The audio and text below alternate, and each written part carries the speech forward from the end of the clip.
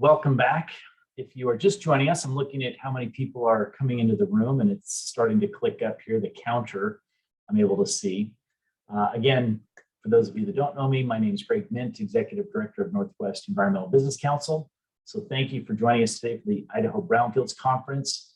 And we are in the Idaho Municipal Programs portion of the program. So if you're wondering which room did I jump in, that's where you are. You're in the right place. We're going to jump right in because I always like to be brief in my remarks so we can get to the program itself. So moderating today is Alisa Anderson, who is the grants manager for the city of Moscow. She manages an active grant portfolio of $5 million in federal and state awards for infrastructure, fire, police, community development, economic development, arts projects. So with that, I'm going to turn it over to you, Alisa, and I'm going to sit back and enjoy the program. So thank you. Thank you, Greg. We're glad to be here with you today. All three of us have worked in municipal programs, and I have two people here today that are going to go over their programs, their experiences, and how things rolled and what was good about their projects, maybe some of the things that they ran into. And the first person to speak today with us is Erik Brubaker. Alisa, we still got a real disconnect on that. I wonder if it's not, we can maybe go back to without the headset, because it seems to have really cut out more. Okay. Let me switch my.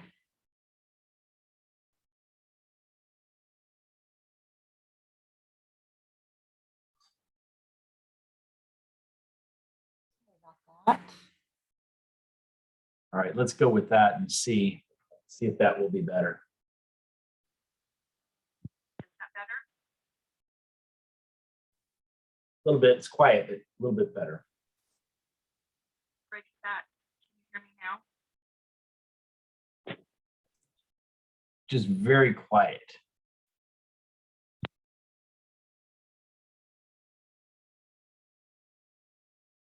Nothing.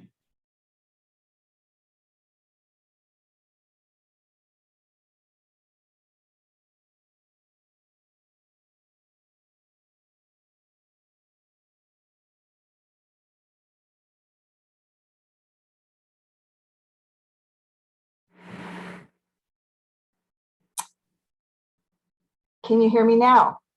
Excellent. Okay. Good. Sounds good. I apologize for that. I need to get a better system working for me here. Erik, can you hear me also? Okay. Greg, am I okay with everyone? Okay. Yep, you're good. So I just wanted to go back and state that Erik and Kerry and I have all work in municipal government, and we've all had projects in the brownfields realm. Mine was several years ago. It was a 7-year project. So I may share if we have some time at the end regarding that project. But to start us out today, we have Erik Berbaker, and he is from the city of Ponderay. And he wears a lot of hats there. And if you don't know where Ponderay is, it's just north of Sandpoint, Idaho. So I'll go ahead and let Erik share his story. Thank you, Alisa. Can you hear me? Yep, sounds great. All right, I'm going to go ahead and share my screen here and get a little background for us. I guess the important part of the story that I want to tell is everything looking right to you guys? You see me and a picture of Ponderay in the background? Looks good. All right. So Ponderay, if you look at it from up on Schweitzer, and you look, and these are the Selkirk Mountains on Lake Ponderay, you look down at the city of Ponderay, and we got a lot going for us. Certainly, when you're zoomed out a little bit, it's nothing but kind of amazing location, amazing scenery. It's a great place to live. One thing that I want to focus on for us today is just, I think it's my brownfield story more than anything else, and showing how this program has really been transformative, and that can work for a community of just about any size, because we're about as small as it gets. I want to highlight the image that the city of Ponderay has about 2 miles of lakeshore on Lake Ponderay. But a person, say you're passing through on Highway 200, looking at Ponderay, you would have no idea, because we're kind of separated from that lake from an active railroad line.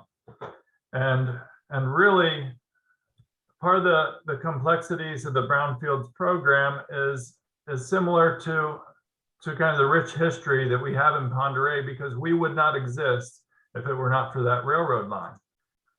We would not exist if it were not for the smelter that we're ultimately going to be cleaning up. But this is me. This is what we do in Ponderay, a small town planning and community development director. City cleanup weekend, we're out in the neighborhood helping people out, shoveling snow out of the ditches when we get flooding, everything. I do it all here. And I guess the point of that is this program is extremely powerful, and you don't have to be that sophisticated to use it, but it did take us a while, I think, to get where we are. But these two, you know, typical Ponderay kids, they're walking down the street to cross over these railroad tracks and walk the path down to the lake. And here's where they're going. They're going fishing, and they're fishing on an old makeshift dock. Wow. This picture I had taken from the Black Rock itself. And the Black Rock is iconic because it's an old smelter slag heap. And it is left over from the smelter operations over 100 years ago. And so while this slag heap is a liability, in a lot of ways, the Brownfields program has been kind of the catalyst to help us turn it into an incredible asset, or at least for us to take advantage of the natural assets that are already here. So here's the smelter. City of Ponderay would not be here if it wasn't the smelter. We got a railroad stop, and therefore they platted the town. The smelter operated for a few years and then went bust. So again, it's a good thing, but the contaminants left behind, bad thing, but we wouldn't be here without it. So my brownfield story looks about like this. In 2010, our community, along with our neighboring cities and the Idaho DEQ, were awarded a coalition assessment grant. And frankly, DEQ, Steve Gill, took the lead, helped us along, and we did a lot of, you know, public outreach and visioning and stuff. But I didn't understand the acronyms, the program, really what was going on. It took me a couple of years to even really understand what it was about, but that was okay, because we were not the lead. You'll see later on here with our multi-purpose grant, this was awarded just to the municipality. So I am now in a position where I'm required to know it at a lot deeper level. But one of the things about Ponderay, we have sister cities, Kootenai and Sandpoint. This is a heat map of property value. And property value is a really important measure for city planning, city finance.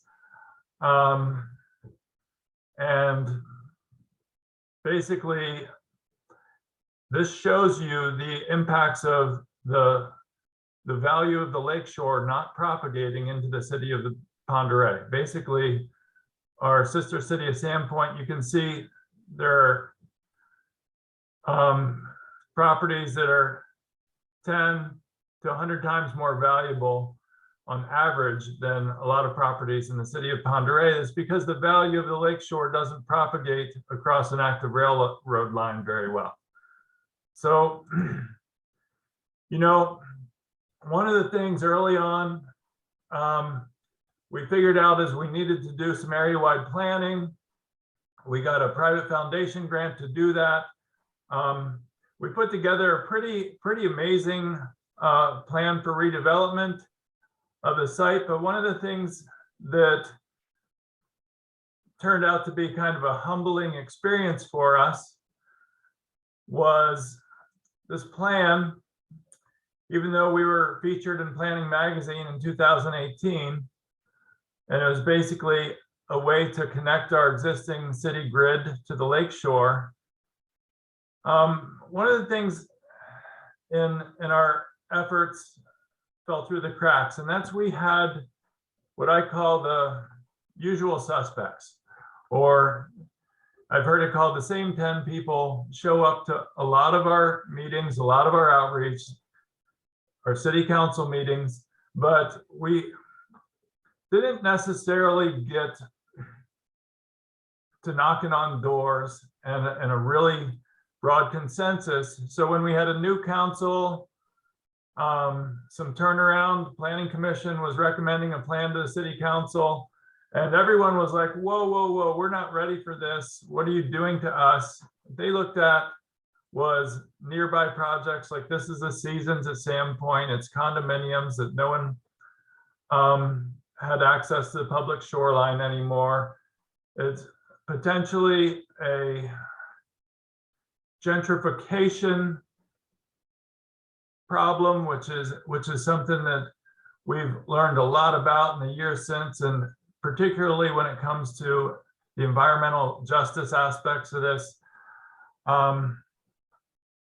This was certainly something that people rightfully were afraid of because they've seen it. They've seen it next door. They've seen it happening with large developments coming in, and this is going to be done to us. This is something we're all doing together as a community. So it was a little bit humbling, but we went back to the drawing board. We said, how do we get better public feedback? So we brought the feedback to the community. We had a major event. We laid out our street grid on the actual street grid from the plan. And we said, hey, what do you guys want to be when we grow up? And we asked very simple questions. We got a survey that kind of helped us find a sweet spot for kind of general public sentiment. People want to maintain a lot of what they've had. They just want it to be cleaned up, but they want, you know, parks, natural shoreline, maybe a little bit of light development and community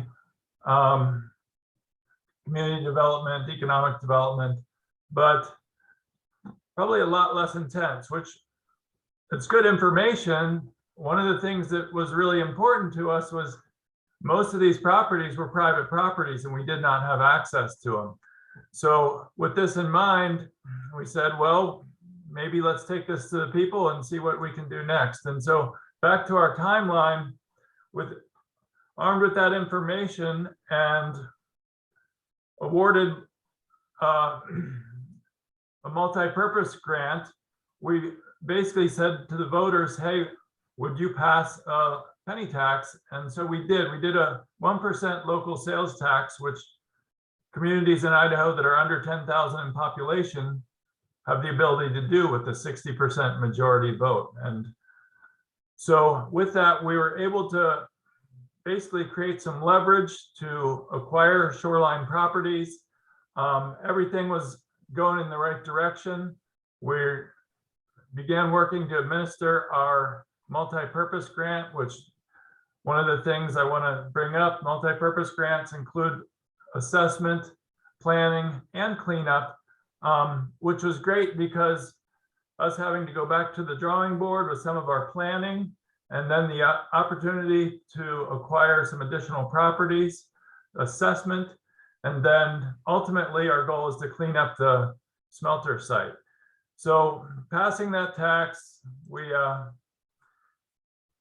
were humming along, and then COVID times hit, and right smack in the middle of our need for public outreach, you know, what do we do? So thank goodness for C Clear, they came along.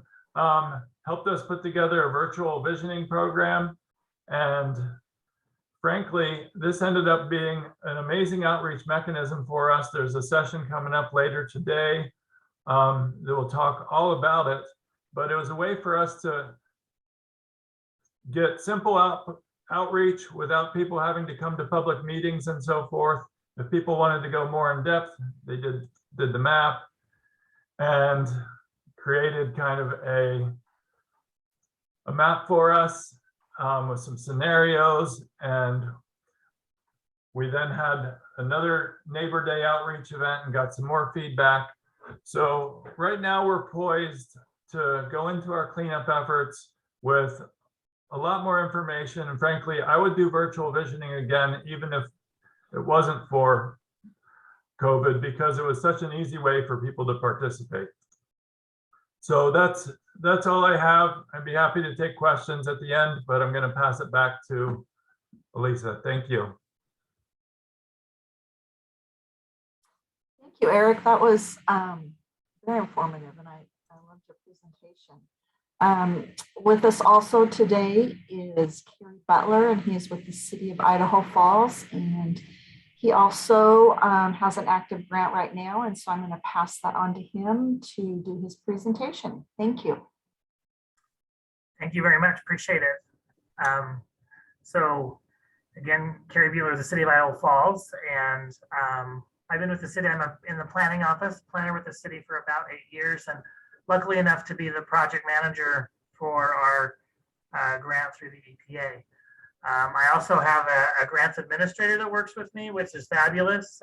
She manages the financial side of things, and I would highly recommend that arrangement if you could do that. We've also had huge support from DEQ and EPA.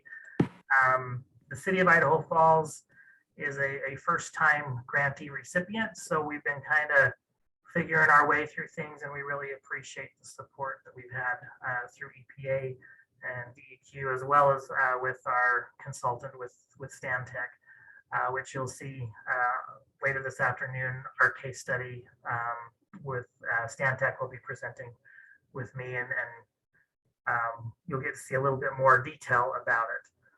If you haven't been to Idaho Falls recently, you should really make a trip. Life is changing quite rapidly here. Large amounts of growth, as I'm sure you're seeing across the state. Currently, we're a little over 64,000 people in the city itself, and then of course the urbanized area much larger as well. So as I said, we're kind of a first-time grantee recipient. We had coalition partners associated with that grant award. Our partners included our redevelopment agency here in the city, as well as our MPO, our Bonneville Metropolitan Planning Organization, that really manages transportation planning in the area. And so we received in 2018 a $600,000 grant award to allow us to do some environmental assessments, as well as some regional planning or specific area planning, which we're super excited about it. It's been a great project. And really, you know, we sat on the fence for quite a while, a couple of years before we applied for the grant. I think as staff, we felt a little maybe overwhelmed or are not sure if we were up to the task. And so I imagine there are a lot of staffs out there that maybe feel the same way. And I would just encourage you, you know, get questions or answers to your questions, find those right people, but do know that really EPA will support you through the process. That's one thing that we've definitely learned as we've worked through this. We've had great support, and so don't shy away from it. Be willing to step up and make application for those grant funding. It's really been a fabulous tool for us. And we've really used it now, like I said, for land use planning, also to help encourage reinvestment and revitalization in the city.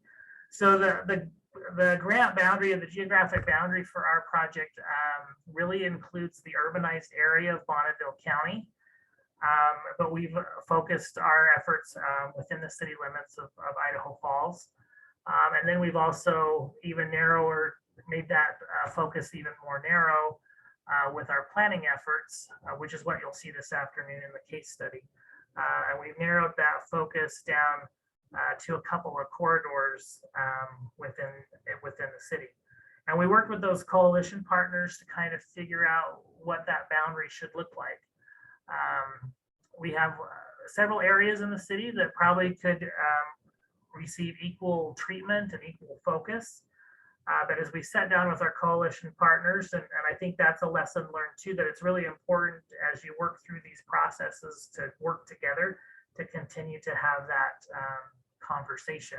And so as we sat with the coalition partners, it really became evident that we wanted to focus in our Northgate Mile and First Street regions, and that would actually benefit both our coalition partners. It was an area that our redevelopment agency was looking to begin some projects in.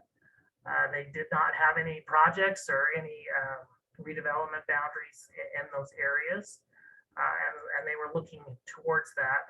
And it also, Yellowstone and First Street corridors were major transportation corridors and serviced what the MPO was looking at with some of their goals with revitalizing those corridors and being able to maintain that transportation network. So it was ideal for us to kind of focus into those areas. If I can talk just a little bit about the grant and kind of what we've done so far. So again, we were awarded the grant in 2018, 3-year grant. We've had a year extension and the grant will close out this September. But we were able to create an inventory of potential brownfield sites in the city, but then also even more focus that inventory into sort of top opportunity sites that include 41 parcels here in the city of Idaho Falls. And so we've really tried to focus in those areas. And then additionally, our work plan for our grant has us focusing on site assessments, doing both phase 1 and phase 2 site assessments. And those have been somewhat of a challenge. We've had good success. We've been able to complete several, but some of the lessons learned or some of the challenges that we've seen is it can be a little bit challenging to approach property owners, to have property owners understand what we're trying to do, what the opportunities the grant brings to the table, what a site assessment, how that might benefit them, and whether or not they're even, at the right phase with their property, where that might benefit them. And so we're continuing to try to reach out and reach out to those property owners. I wouldn't say we've been hugely successful at it. I think we've got still a ways to go and things to learn. We've tried working through real estate groups. We've tried mailers to property owners, and we found it just to be a little bit more challenging to get that interest and that involvement. So we're going to reach out in other ways, even going door to door, basically, so that we can make sure we can spend the money that's been granted to us. But that's something that is challenging is working with property owners. Many property owners have had that property. It's been in the family, say, for years. And so sometimes it's a challenge. They don't see the need for revitalization, or they don't see the benefit to revitalization. And we found we really just have to kind of take the time and sit down with those property owners and have a conversation and listen to what they find is important about the properties as well. So hopefully there'll be more on that as we get ready to finish things up, and we'll have better luck with kind of engaging property owners, encouraging them to work through those phase 1 and phase 2. Some of the site assessments that we've done have really been on city projects, which has worked well for the community of Idaho Falls. Our timing has worked out nice, where we've had we've had city projects that we're building a new police station. We're building a new well. Each of those projects have required assessments, and we've been able to use the grant funds towards those projects and assist other departments within the city in achieving their goals. But that's also been an exciting factor for the community and for those parcels where those projects are being located, where we're actually seeing some revitalization work happen. The police station will actually get under construction here this month. They just awarded that contract, and so we're going to see over the next year that project kind of take shape, and that'll be a huge change for that area. We've also been able to help private property owners with those assessments. We've also community partners like Habitat for Humanity has benefited, and we're currently working with them on some projects with the site assessments. And so those have all been huge value added to our community, to those properties, and to those programs. And I think the other lesson too with those site assessments is that you have to recognize and realize that sometimes they don't always turn into an active project, and be open to that. We did a site assessment early on in partnership with the redevelopment agency, and that project went out to bid to find sort of a developer partner, and was unsuccessful. And so that property is still kind of sits vacant today. And so that was a lesson learned, right? That we needed to be open and understanding of that. The other thing that we're really working on with the grant, and really what pushed us got us off the fence on applying for the grant, was the area-wide planning dollars. And so we have used those area-wide planning dollars to focus, like I said, on the Northgate and First Street area, and tune in this afternoon to see those. But one thing I really wanted to focus on with that area-wide planning was some of the public engagement and public outreach that we did early on with those efforts. And part of that, the grant, we created a public engagement plan. But one thing that we did, we had scheduled listening sessions with stakeholders, with property owners, with community groups, and those have become invaluable. And really, it is what it sounds like, right? It's a listening session. It was an opportunity for people to engage with the city, and for us to just listen. We had some questions to ask, and we wanted to hear the answers, but then it was just a matter of listening to what people had to say. And they completely reframed our planning efforts. When we started out kind of focusing on 3 key areas, and it became very apparent after those listening sessions that the third focus area really wasn't one that people wanted to talk about. They really wanted to focus on the first 2. And so we pivoted and we adjusted our planning efforts to focus on those 2 areas. And we had good listening sessions. We had some bad listening sessions. We had some community groups that spoke about these areas sort of in an unfavorable way and didn't see value to them. And that was kind of hard to hear. But it challenged us, right, to try to share the story of why these areas are important, and to push back a little bit on some of those things that we heard as well. And so the listening session aspect of planning has really become a tool that we use in all of our planning that we do, not just with the planning we're doing with the grant, but throughout all of the city planning that we're doing. It's become a functional tool, and I would encourage everyone to take that. It's really simple. Just invite people to some place to sit down, ask some questions, and listen. Huge value in doing that. We also conducted some walking tours. And again, this is kind of lessons learned and things that I think can be transferred to other projects and other things going on in your community. A walking tour is very simple, but it gets people into the environment that you want to talk about. And if you walk with people in their daily neighborhood or their daily area of town, you can get all sorts of interesting information that you wouldn't garner otherwise. And we found lots of areas of town that weren't so great, right? That needed focus, that needed attention, that needed people talking about them. We found other areas of town that were really awesome, that we had no idea about, that we just weren't related to, and we didn't understand what the people in that neighborhood valued, and that allowed us to do that. And a walking tour can be simple, where you can do it digitally, right? Upload a map to your website and invite people to take that map and walk around the city, and then provide them a means to comment. Or it can be like we did, where we actually scheduled a tour and we walked with groups of people through the community and have those conversations. It's a great tool, and I encourage you to really use that throughout your planning activities as well.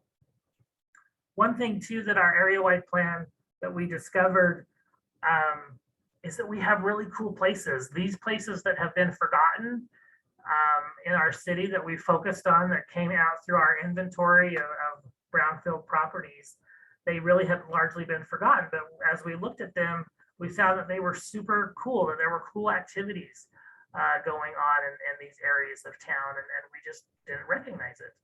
And one story that I'll tell about our planning office, you know, we were working with our consultant, and we had the listening sessions, and we were ready to get, you know, first draft materials back to staff for us to review, and we received those back from the consultant.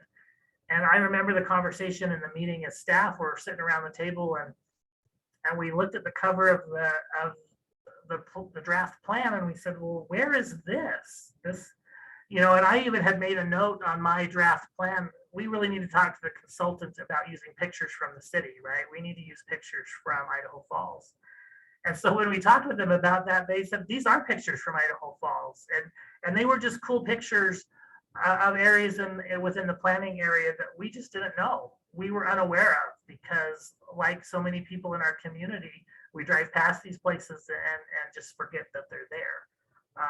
But we were so excited. This was Idaho Falls. This was a cool place to bring back and to talk about. And so that's continued to happen as we've focused on the planning, as we've focused on specific areas of the city, that we continue to see really cool places.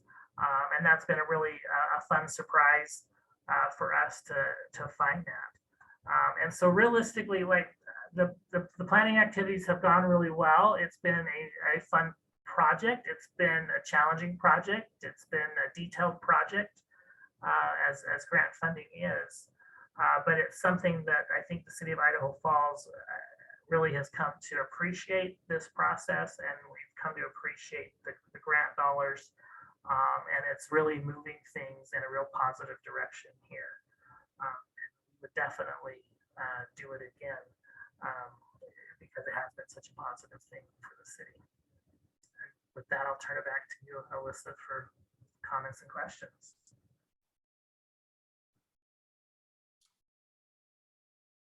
Hey, Greg, I'm not sure. I see we have like maybe 3 questions in the chat box. Would you like to share those with us? I'm not able to open them up at this point.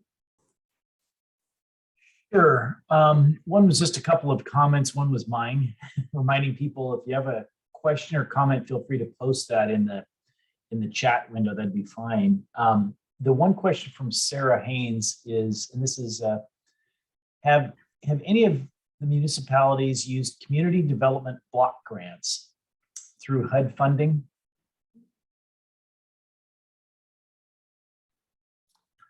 I can speak a little bit to that. So we do utilize community development block grants with HUD. We're an entitlement community, so our grant administrator actually administers those funds. We use those funds for different programs. In our downtown area, we have a facade revitalization program that has run through there. Public Works has used some of those funds to actually pave streets in the city. Surprisingly, in 2022, we do have a few areas of town that still have gravel roads. And so Public Works has used that funding to pave those streets. And then there are also some other funding our other programs that those funding dollars go to.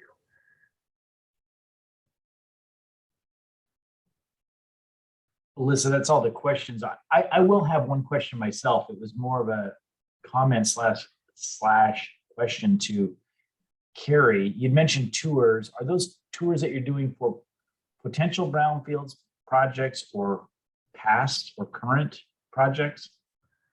So the tours that we did early on, they were really in our specific areas that we were looking at doing some site-specific area-wide planning, touring that area. But we do plan to do some of those tours for parcels, for example, the police station, water tower, other parcels where we're seeing revitalization occur. That is something I think we want to do towards the end of those projects where we can get people back out into the community and see the change that has been affixed and adjusted. You'll see this afternoon in the case study where we talk about kind of an urban village area.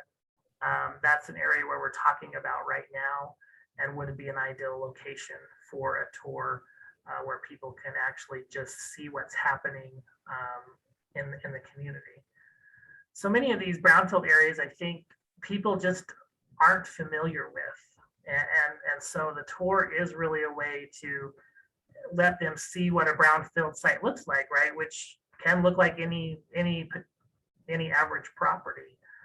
Most people think of it being some large factory or something like that, but that's not always the case.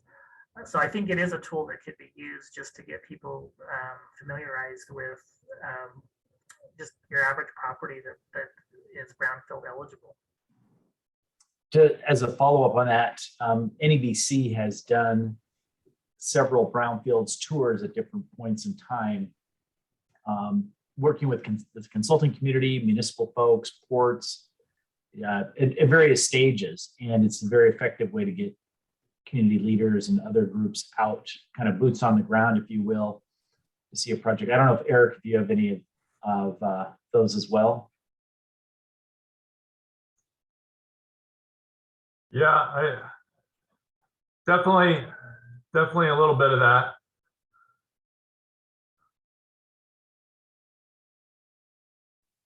Okay, Alyssa, there's another question. If you still having trouble seeing that, I will repeat this question. It's from Scott. What aspect of managing a brownfields grant is the most challenging from the municipality perspective?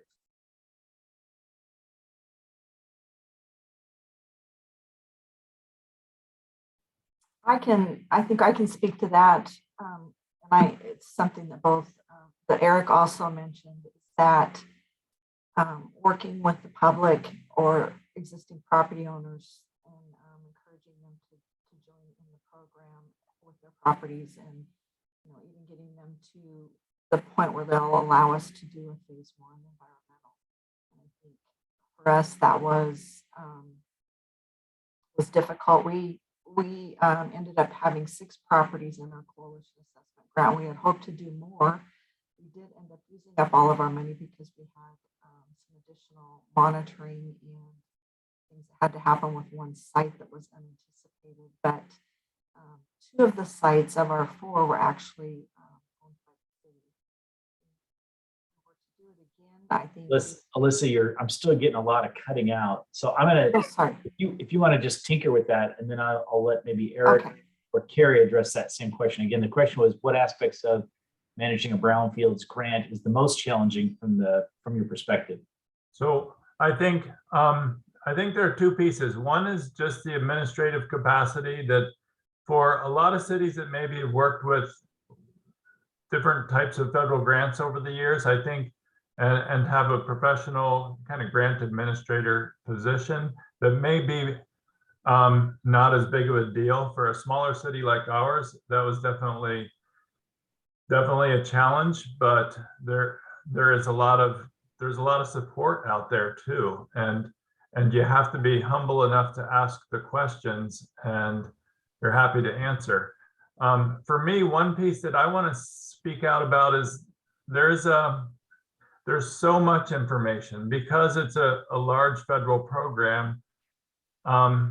the guidance out there can be overwhelming, and it's really easy to find you have 10, 20 links to things that you should be considering as you move forward with your project, and knowing that 2 or 3 of those are really important, and you need to get those right and get submitted on time. And then there's a handful that's going to be really useful to you and your particular project. And then some you need to be able to like glance at, okay, that's really not for us, and not get overwhelmed. So that's one for me. Yeah, and I'd add to that too, that I think one of the things that we worry about is making sure we get all the reporting right. And then that's challenging for any municipality. But I would say, like Erik, there's huge support out there. EPA is easy to get on a call with and then talk with and figure out where you're at. And we found a ton of support that way. So that's something I think we worry about. And like Alisa said, challenging, just getting participation from property owners really it can be a challenge. So I've changed my system set up again. Can you guys hear me now? Is it more clear? A little bit better, a little bit. Okay. I think one of the aspects for having a coalition assessment grant for us was also all the planning that was involved up front. And one of the things that we did after we had found the 6 sites that we were going to work with, we did an open house, and then we used our public transit system, and we took people on tours to each site and talked about it. And that was very well attended. And we seemed to attract some people that normally wouldn't just attend a regular city council meeting, that type of thing. And we did that again at the end of the project, so that we could show, where we started and where we are now. And that seemed to bring more of a comfort level to the public of, when they hear about what a brownfields is, that it doesn't always mean that someone's going to be in trouble because of something that was done on the property in the past.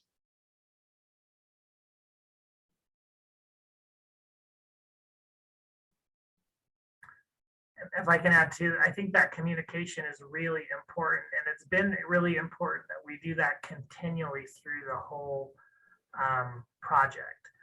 We've gone back out to the community now 3 or 4 times. And if nothing else, these property owners and these citizens in a lot of ways have felt like they've been unheard, or that they were less important than other areas of town, like our downtown, that get more time, as it were. Reaching back out to them and keeping them up to date on where you're at in the project and where the plan is and how you're proceeding and what they might think about this particular aspect of the project has also been really key in just keeping the community focused on these areas and seeing these areas differently, but also just remaining accountable to them, and also them seeing the success that we're having and telling their friends really and seeing the implementation. Hey, Kerry, I wanted to drill in on one of the challenges you mentioned. Would you be willing to characterize and kind of summarize some of the pushback that you all felt earlier on in your project that you had to work through? Sure. As staff, lots of times you think about an area, or you have thought, oh, well, this would be great if we could just, if we could vacate the street, or we could push this building up to the front of the property, or that building doesn't have a lot of value, and that block could probably go away, and then we could build something new. And it's really easy to sit in our seats and think those concepts and create plans for people that they don't necessarily want or are interested in. And so we found, you know, as you talk to property owners, what you think is a great idea isn't always a great idea. And as we've talked to property owners, and maybe we're working on a project next door to this property and we think, oh, well, let's just have this property owner join in, right? That they want to participate. Well, they're not interested in participating. And sometimes it's been because it's a family property and my dad had this property and his dad had this property and we ran this business for years here. And so that's a reason for them to hold on to it and not want to participate. Other property owners we found are just skeptical of government involvement in general, right? And especially skeptical of federal dollars and what that might bring to the table and what that might require of them. And so those are some of the pushbacks we've seen as we've talked and tried to work through different projects within the city. And I think that's probably common for most communities, and there's an education aspect to it. And like I said, just listening and understanding what they value and what is important to them, what's a priority to them, goes a real long way in solving those issues. Erik, I think on your project, as we did, most of the properties that we worked with were located, and I think you guys had the same thing, along an abandoned railroad corridor or in the area where there was a lot of agricultural or industrial uses in the past. And, you know, some of the properties were maybe abandoned. Are those some of the ones that you guys addressed too on your in transition then from like properties into the trail system?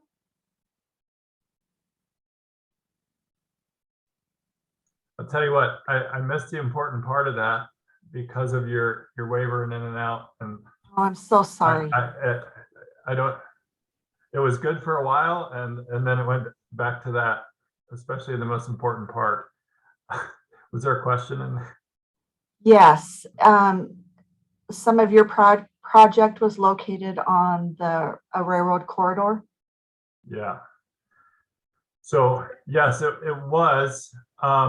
For us, that was really the easy part because we have a 400-foot wide railroad corridor there, where they have a history of leasing out kind of the outer 150 feet of that railroad corridor and maintaining kind of an operational zone. So it's nice from a planning perspective as we're able to kind of look at that as being on the table.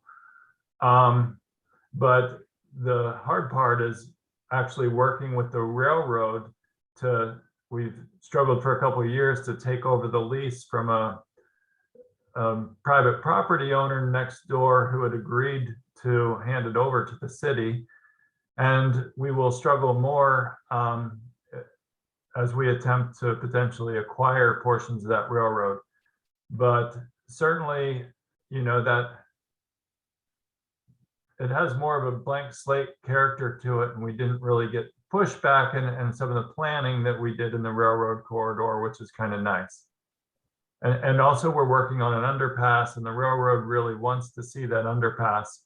So we did get to the point where we got a letter of support from them, and it would be really great if we're able to use some of that property in our cleanup, because it would make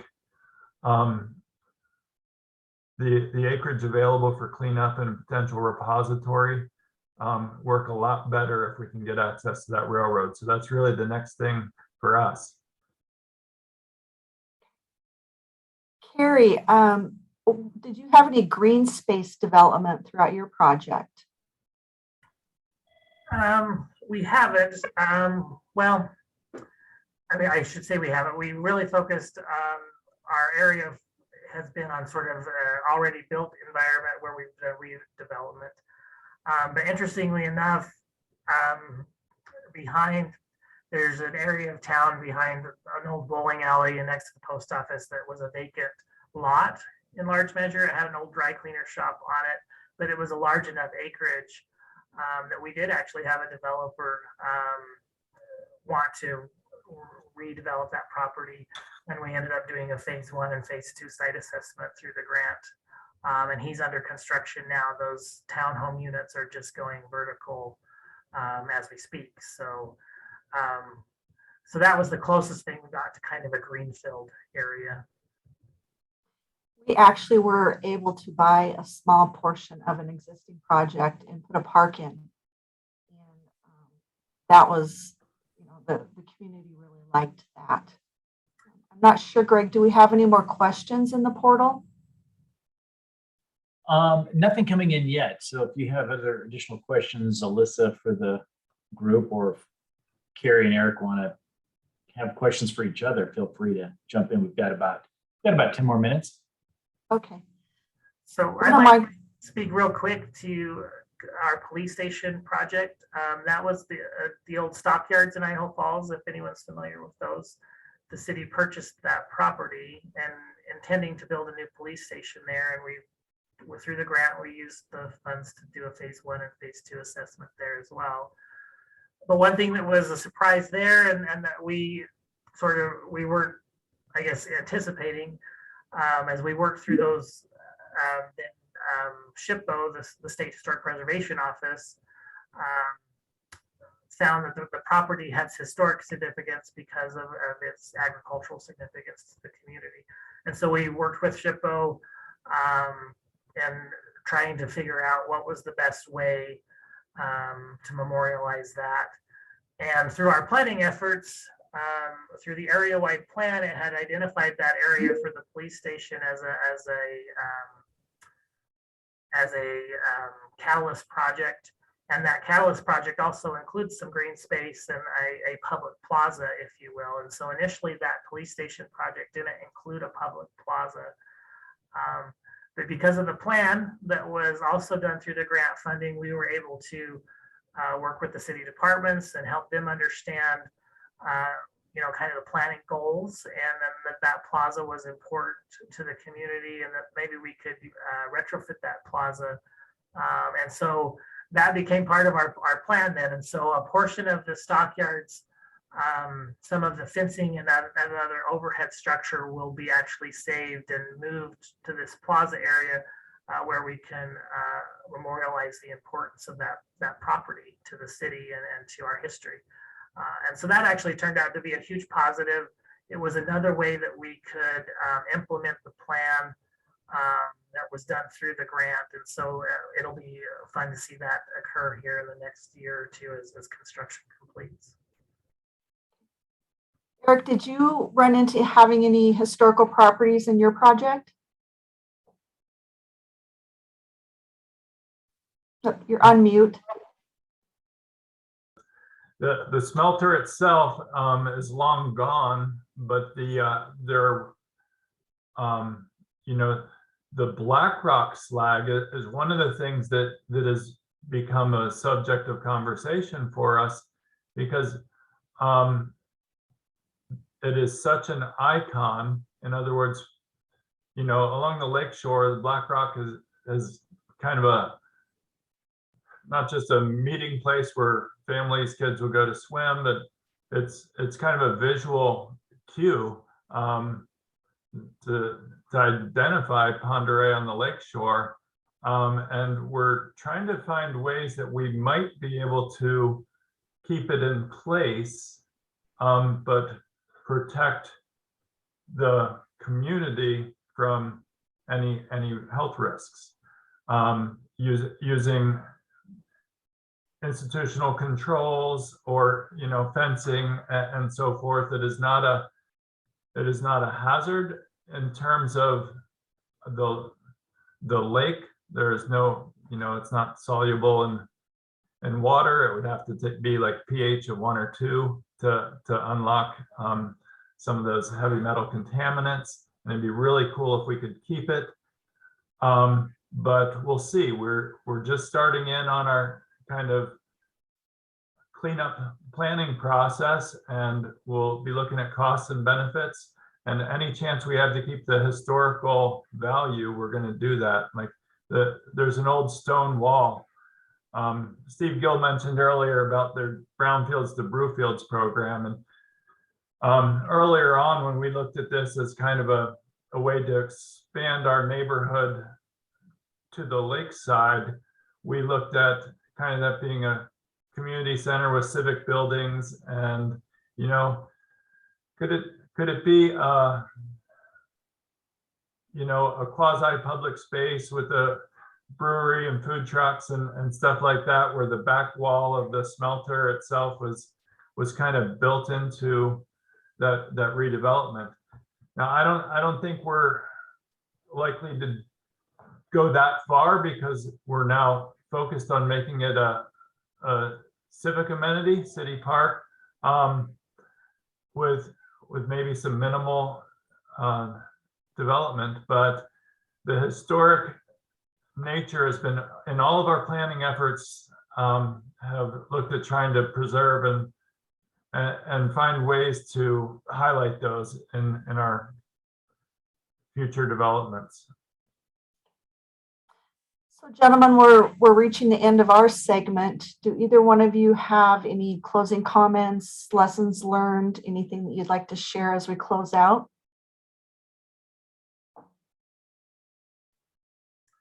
I would just encourage folks that, you know, if they're thinking about applying for a grant, that they should do so, that it really can be a real positive in your community.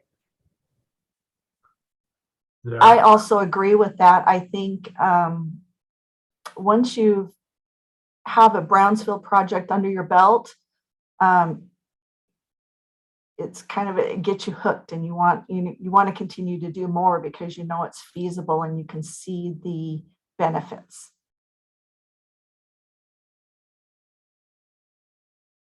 You're on mute, Erik. Well, I just wanted to concur that it's a great program for cities of really any size, and really works with the community to make it what you want it to be. So Greg, did we have any final questions in the portal? We do. We have another question from Steve Gill. It said, however, the perception that the slag pile could potentially become bioavailable dictates the use of something like steel, something jumped on me, steel sheet pile and or concrete to isolate the slag pile from Lake Ponderay during the 6 months of the year the lake is at full pool. You want to elaborate on that, Erik? That's jumping through that. That's Steve protecting me from saying dumb things, which he's great at. But there are a lot of technical issues that we will have to overcome if we want to preserve that history. And I'll just let it there. Great, Alisa. We have a couple of folks from EPA that put in some links on EPA brownfields grants in the chat window. So again, these are resources available if you reach out to any of the speakers about where do I get that link, how do I find out more about grants. But there are a couple of specific links for those of you that are online can look at that. So I appreciate that, Terry, for posting those. So Alisa, I want to, despite the challenges, I want to thank you for coordinating this session and for weighing in. And for those of you that might want to reach out to Alisa for specific things on the city of Moscow, feel free to do that. I know she'd be happy to talk to you. And Erik and Kerry, thank you for sharing a little bit with us. And I think what's exciting too is, I think you both referenced this afternoon, we have 6 case studies that I think is sort of, I think, a real highlight of this conference. So take a look here, take a little bit of a break, look at your sponsors, get to know some of the individuals that can be a good resource for you. And then at the lunch break here in about 15 minutes, we have a presentation, a legal perspective, liability and risk management considerations. So something that's very important. And then we'll immediately follow that up with a break and 6 case studies that will be in rapid fire. We're going to be really tight with 20 minutes each. So be prepared for that and to have your questions ready. I think we're going to have time at the end to field questions at that point in time. So again, thank you, everybody. And I guess have a quick lunch. We'll see you soon.